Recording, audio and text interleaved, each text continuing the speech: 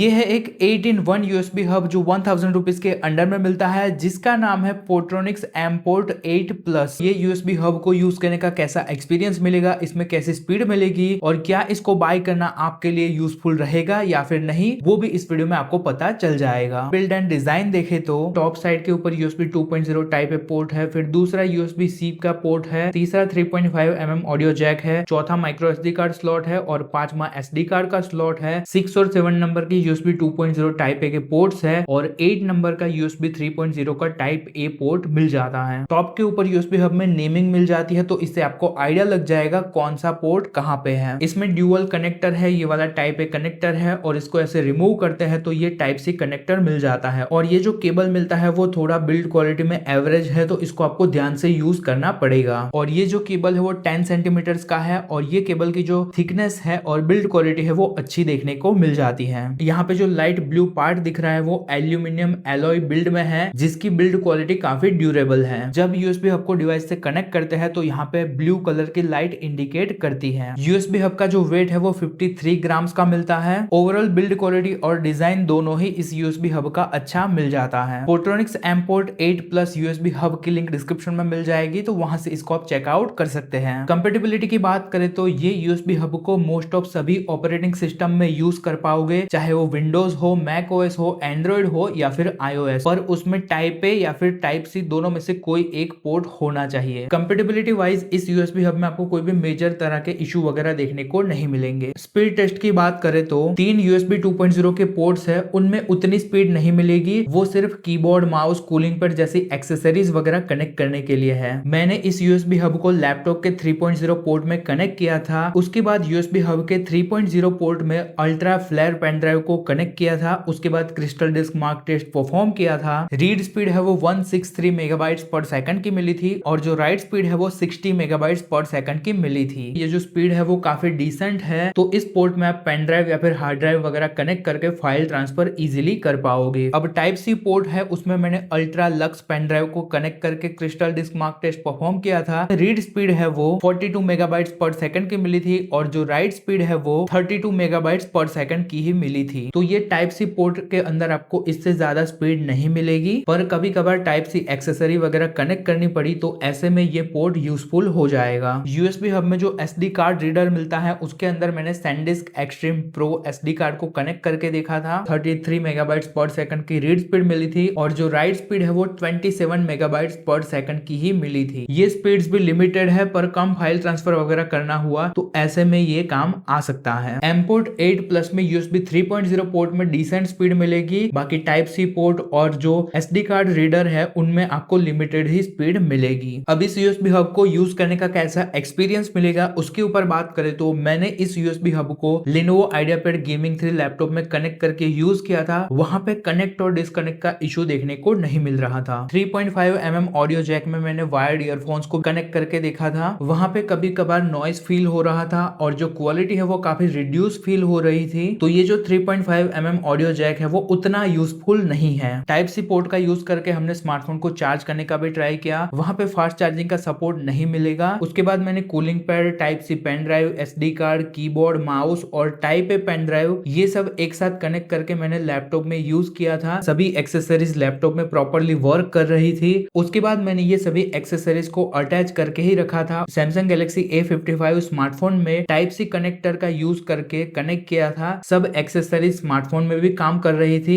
Conclusion की बात करें तो अगर आपको 1000 रुपीज के अंडर में एक ऐसा USB हब चाहिए जिसके अंदर ड्यूअल कनेक्टर मिल जाए, माइक्रो SD कार्ड और SD कार्ड रीडर के स्लॉट भी चाहिए और मैक्सिमम 3 एक्सेसरीज जैसे कि कीबोर्ड, माउस, कूलिंग पैड, एक टाइप ए स्टोरेज डिवाइस जैसे कि पेन ड्राइव या फिर एक्सटर्नल हार्ड ड्राइव और एक टाइप सी एक्सेसरी भी कनेक्ट करनी है, तो ऐसे में ये USB हब आपके लिए काफी यूजफुल रहेगा। कम बजट में ये एक अच्छा USB हब है, तो इसको आपको बाय करना हो तो कर सकते हो। इसकी लिंक आपको डिस्क्रिप्शन में मिल जाएगी।